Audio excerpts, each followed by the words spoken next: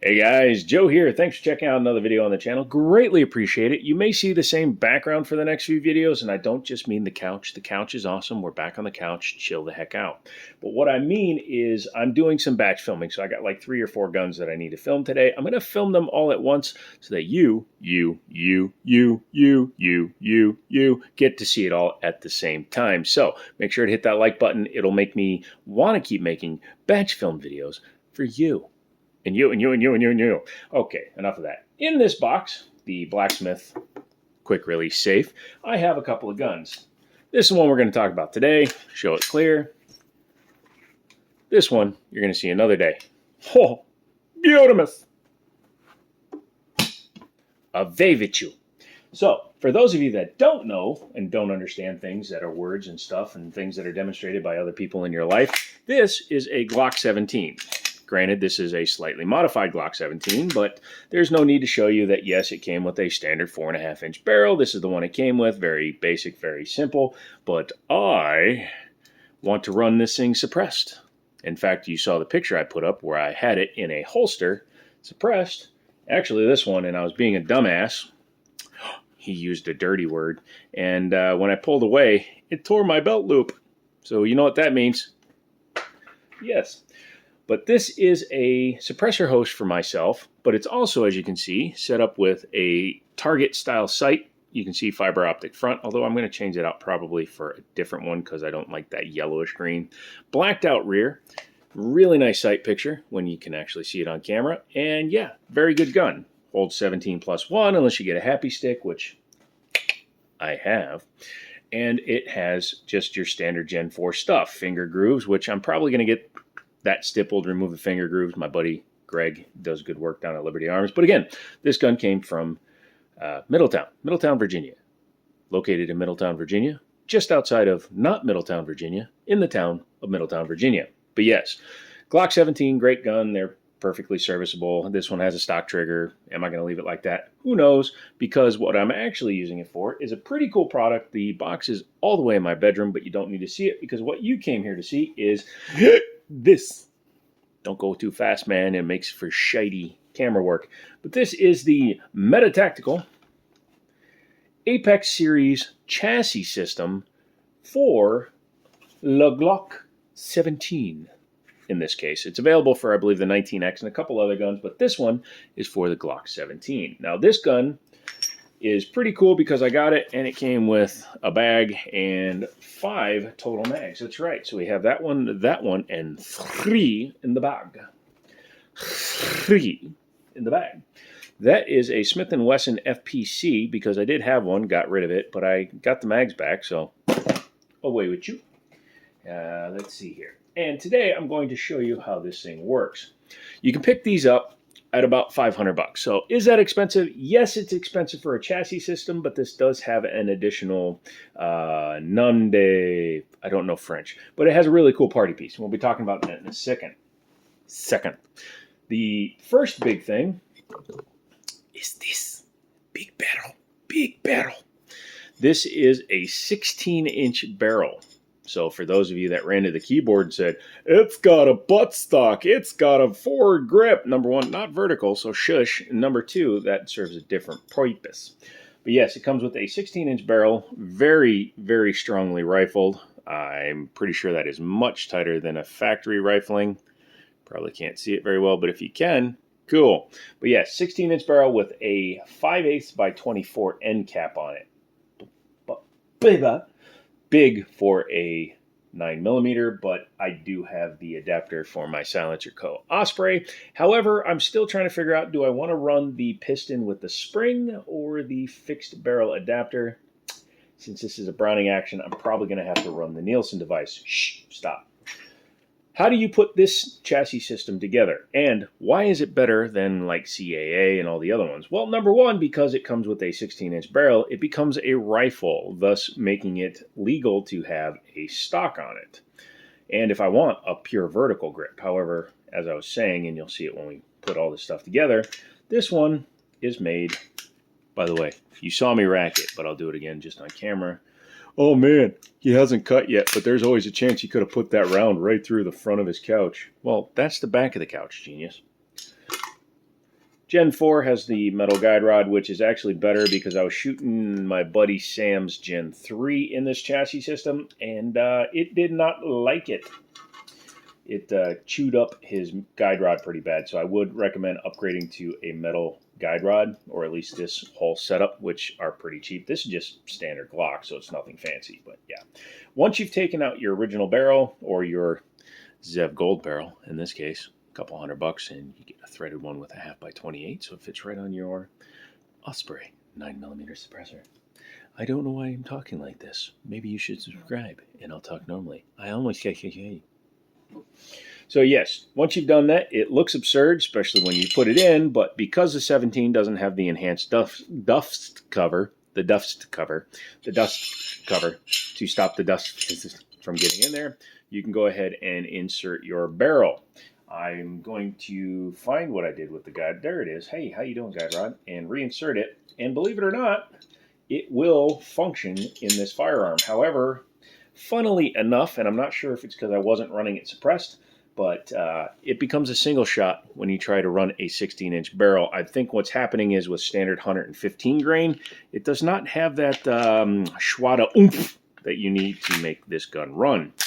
Also, flippin' absurd, and I gotta run my suppressor on there and then do a picture. However, I'm still waiting for my documentation to come back to say I can use it outside of the store or at the range. So yeah, come back if you want to see me shooting this absurd monster at the range. But yes, this is now technically a non-stocked rifle. I love the law.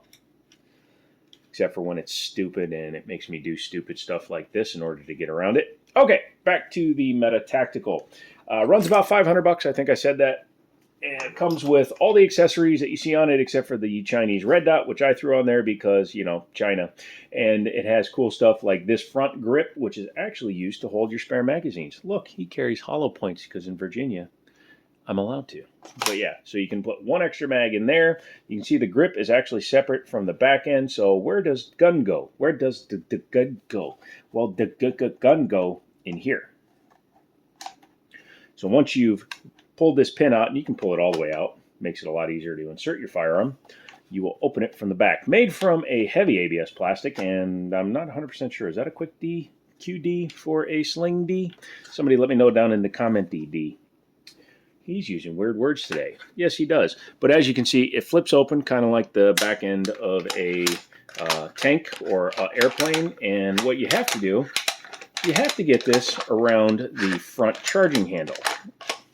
Once you've done that, it will lock in because inside of here, and just like on a CAA or some of the other ones, the Sig Sauer ones, this will actually grab the front of the slide and cycle it. So what we'll do now, close it up, and as you can see, it is locked in there, thus making it heavier and sticking the barrel out of the end here. You could run iron sights on here, flip-ups, whatever you want to, but obviously, like I said, I have this guy on here, and I'm testing out some stuff from a company in the China land called Brinyte. I think they're going for like a Brinyte thing. And they sent me the XP22 Scorpion, which is this guy, which is kind of cool. It's made out of military-grade aluminum. Okay, but it's a dual headlight system with rechargeable battery, which is kind of cool, and super damn bright. And they also included, in case you want to do something like a barrel, shotgun, etc. Yes, he said etc. Take a drink. The PT16, which is this monstrosity, uses the same kind of charging port like a Olight, Chinese Olight, probably an Olight subsidiary, but it also has super bright. And I left this thing on for like 4 minutes and it did not dim down, unlike some of the Olight products. Sorry, we'll turn that off. And yes, it does have dual functionality. So if you want to really mess with your people, you can do that. As you can see, it has multiple levels of luminosity or flashies.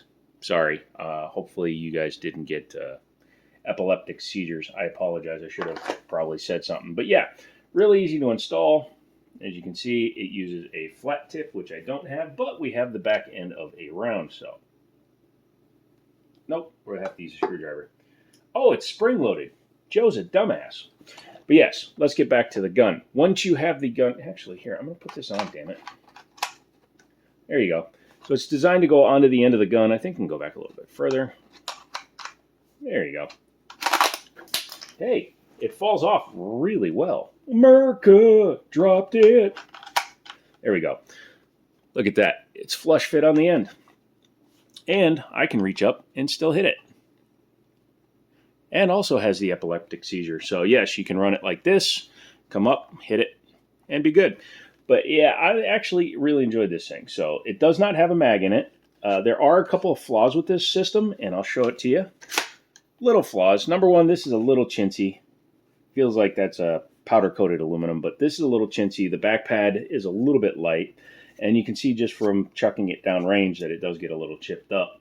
But the mag release, unfortunately, is hidden by the chassis. So you do have to open the stock if you want to manually drop the slide. Not as big a deal if you have a loaded mag in there, because then you can just grab the charging handle and run it. But if you don't, it can be a little bit distracting. Has a crossbolt safety, so it does stop the trigger from working, believe it or not, making this more safe than the factory Glock. I like the flat face trigger, pretty cool. And believe it or not, if I want to move this back, it will actually interlock in here. However, I like having a little bit of extra grip and room to grab it. It does increase the weight. This gun now weighs about as much as an AR-15, especially when you have your front mag in it. You take that out much lighter. But I do like that. It's a neat concept, so you can put extra mags in there, carry them on your belt, all that good stuff, and pretty easy to swap them out. I'm going to use an unloaded mag to show you that the mag releases are on both sides. So if you have a Gen 5, even though technically this gun is designed for a Gen 4, or this chassis is designed for a Gen 4, it can function. Charging handle works just like any other charging handle, and it does lock back. Like I said, you do need to drop your mag and then run your charging handle, but once you do, it closes up just fine. And I like this big ejection port with this deflector here, and 100 rounds I believe has gone through it, and the finish is still holding up really well in there, so hopefully it does send them forward. I didn't really get much video of it working to tell how well it worked. Held together with a lot of the pick rail style screws and captive nuts. Fine, no problem. It is a overmold chassis, so you don't want it to be super heavy. But yeah, once you have it set up, you now have, let's say, this guy with a red dot and a bright light. And believe it or not, this Goertar was another thing that was sent to me, but it actually works pretty good. I've been running it for a while. Clearly a Romeo 5 clone, but works good enough, especially for something like this. But yeah, at the range, you could be running this guy. You could be running it as a truck gun style thing, and it actually works really well. So I'm going to close it up. If you want to keep it compact, you can see it fits in screen very well. It's barely longer than the gun and the barrel together, because it is the gun and the barrel together. Trigger pull, believe it or not, is not much different from a standard Glock, especially when you do that. But once you've done that, couple of things. The mag release, or excuse me, the slide lock not being visible, and then the fact that there's no red for fire. I think that would have been an easy addition, especially in the molding. They could have put like a red piece of, I don't know, plexiglass, Lexan, something, whatever. The sides have M-lock, and it comes with pick rail pieces. As you can see, I've mounted the thumb rest or a go pedal on this side. But yeah, back to the trigger. Somebody's all over the place. Trigger pull. Like I said, it's actually pretty good, a little spongy, but it does function 100%. And without a trigger safety in there, it actually functions really well. And it's a straight pullback. Every time is the same shot. So believe it or not, in my opinion, it's a better trigger than a stock Glock one. This one obviously being finished in OD green, still looks pretty cool. I don't think I would change it. And yeah, if you can get a Glock 17 for a reasonable price, $350 to $500, and you get the chassis for $300 to $500, you do have a $1,000 bullpup. Is that cheap? No. But what it does, it allows you to have the flexibility of having two good guns for the price of one good gun.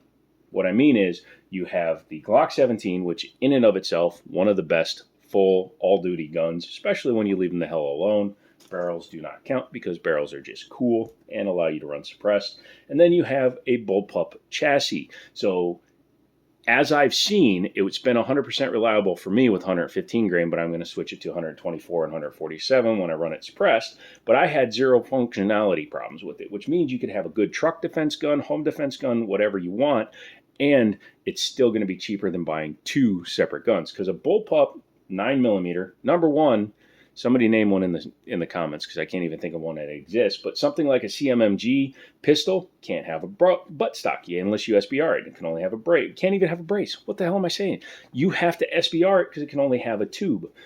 This SIG MPX, you have to take the tube off since it's not required for the function of the gun. MP5, SP5, same problem. All the guns that you would want to run in a 9mm, you can't, because you cannot have a buttstock or a brace without giving Uncle Sam 200 of your hard-earned dollars. Now, as somebody that has suppressors in the works, I don't care if I file a tax stamp for an SBR, and I do plan on building a really stupid 5.56 in the future, but for me, and for most of you, this is a good way around having to do a tax stamp. I don't want to do tax stamps for SBRs. If I don't have to, I'm not going to, because in my opinion, it's kind of just a waste of money, since it's a demand placed on everybody by a system that doesn't work the way it should. And again, not trying to be an anarchist, but that is my honest opinion. I, again, have taken this out and shot it. I will get some footage of it. I haven't done anything with, close your eyes, the bright ass light on it, but I will do that as well. If you like this kind of video, let me know by messaging me down in the comments. Let me know if you have one of these, if it's been reliable for you, if you have it in a different model. Like I said, this is for the Glock 17, but I've seen it for the 19X, and I believe the 19, and different calibers even. But would you rock one of these? Personally, I would, because it's integrally using a functioning and good firearm. The major downside to it is you are putting a unknown company's barrel in your gun, so you do have to deal with, why did it stand up the last time? But you do have to deal with the fact that you are going to have an unknown manufacturer's barrel in your gun. Overall accuracy, long distance accuracy, still Browning tilting action, but now you have 16-inch barrel in there. Those are questions I hope to look at and examine moving forward. I hope you like this video. I know it's longer than my usual videos, but this chassis system is kind of interesting, and I wanted to slip in a little bit of shameless plugs. Now, to be fair and honest, and hopefully you guys made it to this point, put shill in the comment if you made it this far. Sorry, I tried to breathe in and swallow at the same time. Not good combination. But Brinyte did not ask me to make a review. They just asked me if I wanted to check out their products. I said yes, and we had some fun with it at the store. And that's kind of an interesting design, because it is flat yet super bright and does fit around, so you can still maintain your optics. This might even work behind flip-ups, possibly. But yeah, that's pretty cool. This might be my bump in the night gun, however I have been carrying it, but obviously you saw the 1911 in there, which might become my new carry. So check all that stuff out. I'll link them in the comments down below. Decent people. I have another safe review from Blacksmith to do, and they have made some improvements, so we'll check that one out later. Come back for another video. I like all you guys. I don't love you guys because, you know, that's just weird. Look, SIG 226 mag. Wonder what that went to. And, as always, I'll talk to you later.